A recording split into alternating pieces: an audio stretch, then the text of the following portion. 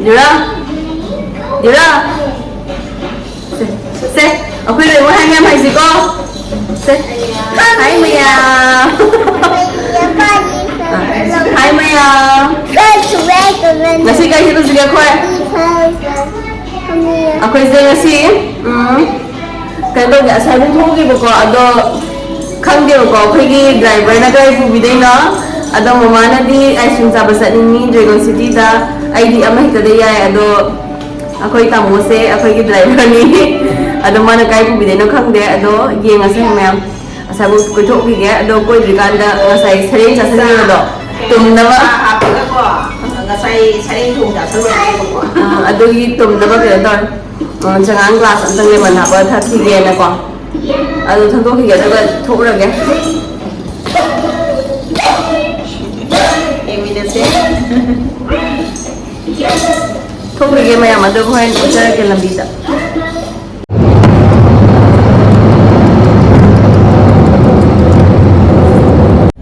Yaudi yang selakador ya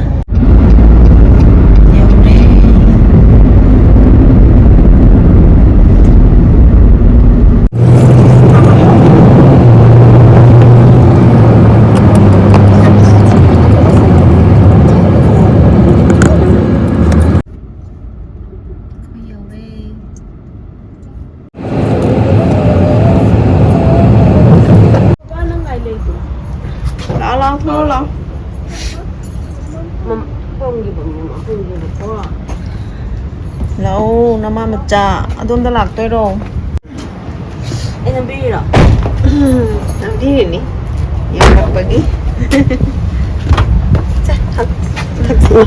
ai expect sẽ lấy chín nằm mông này có nhiều đấy Dragon City Thai Mart ni nong lạc phần hàng Dragon City lên bảo sẽ Chinese cái mẹ am yon bạc ở đâu gì na Thai Mart là am ni na aku ni cari action Thai Mart ki cái nó này bạc mango cái mấy cái nó cái Jasmine rice lagi kena tu.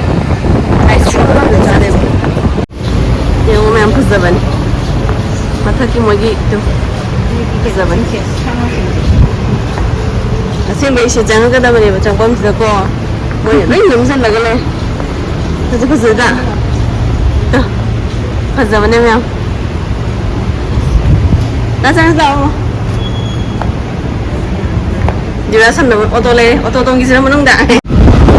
Mày phải riêng không?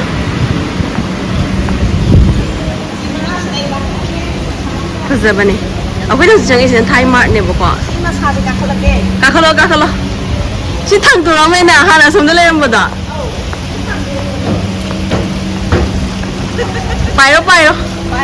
Manipur yung nó bay. Manipur yung nó bay cái đó. Bay cái này. Giờ bên đây em tụi không tạm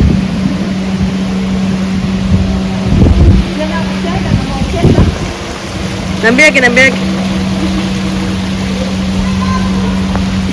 mama lau hay chưa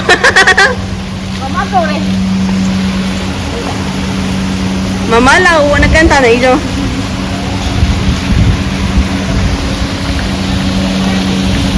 size em tak perlu ke kena muka chị phải dậy em tôi phải dậy mama chị mới thấy cao lâu nè chị mới thấy cao lâu à chị phải dậy tu chắc cái cô mẹ phải dậy nè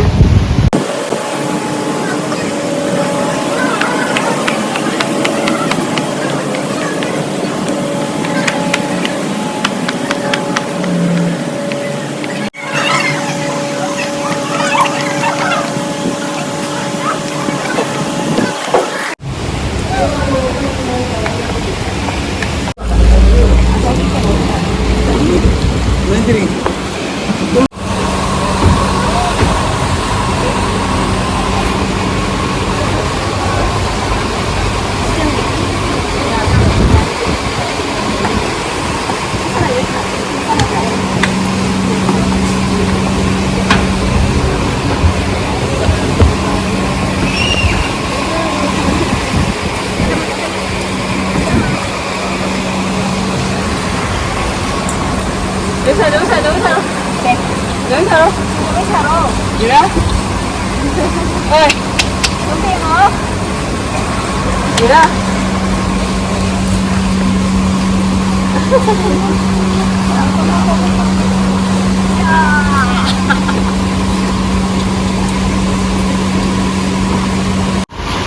Thật sự đó mẹ ạ. Mà thật sự sabon của mẹ em lấy vào hả bà?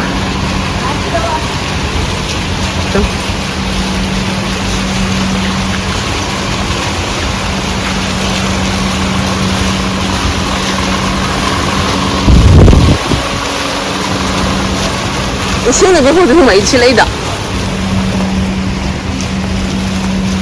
对。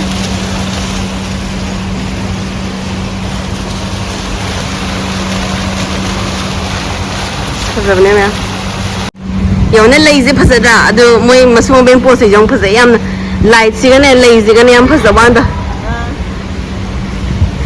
फजे फजे मैं याम view से को याम फजे अकोई light मतम याम फजे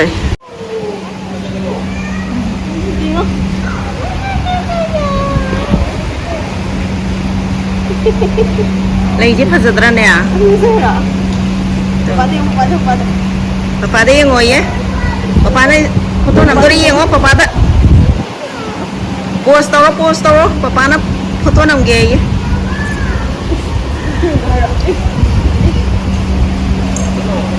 Cháu đi xin này, là Korean supermarket, ở đây Thai, ở đây này đi, à sẽ chẳng sao đâu,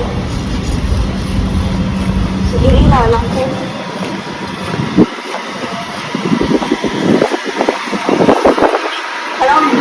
Ay ko yung tiyan ko gumawa ko lang ko.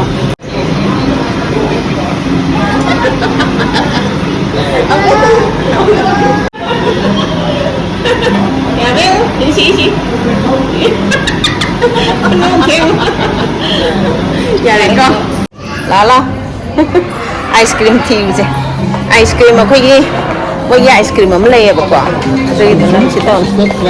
Mà phải tôi lại lúc mày mà được. Phải cái này lại là tôi làm tôi mày được. Được. Mà là. Đúng vậy. Phải không mỗi cái sẽ khởi cả đi luôn.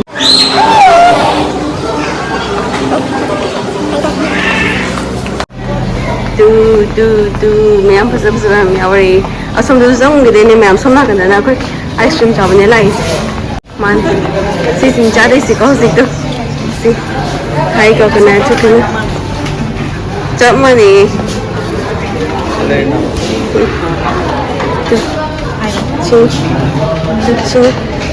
Đi ra những mà sẽ đi lo.是清炒肉，我是真的。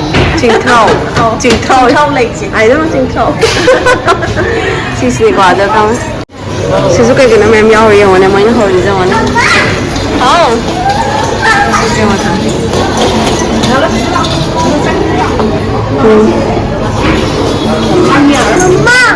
好。妈。这个电影上是在动的，电影是在动的面。哎，你要是在弄呢？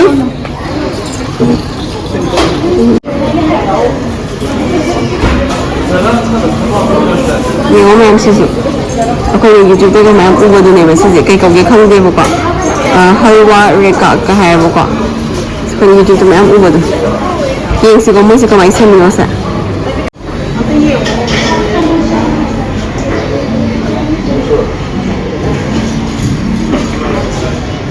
dosa batter की type में जमा ना ऐसे कहीं वहाँ पे जाऊँ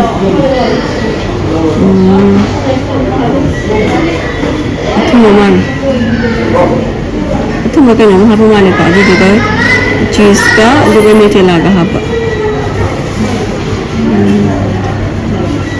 boleh mah sih kan dengan mais sih sini mari yo nih 你那个新口罩是补的呀？啊，咱们是还有。给你来了。Sorry. Mango, yes. No.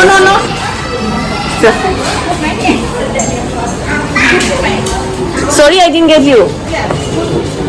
Yes, good.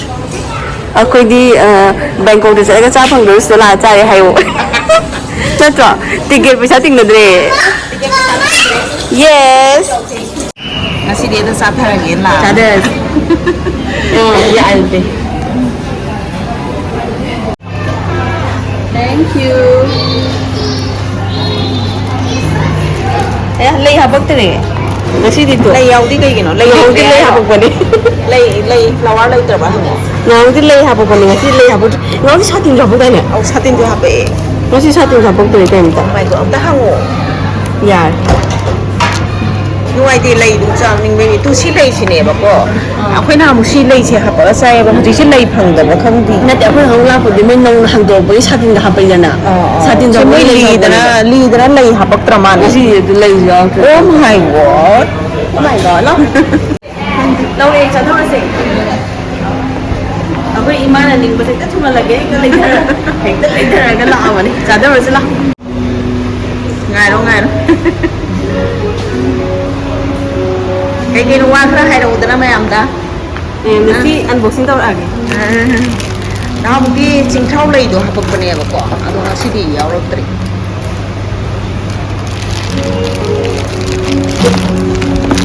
Yubi ice cream. Fazabani. How's bani basi. Chak saw bani mui chak nè, mango nè, fruits badam nè, ado taro ba. Sini tu mày. Ai thôi nó xì ra sen lại nè. Em ba mày. Chak ni mang chak rồi cái taste hay rất là cái. Ba mày say rotri. Hỏi em. Spoon dưới thành cho ba trả đi tàu rồi. Cái nào? Tiền cái lưỡi. Masuk nung cho lagi niya, ano lagi ka?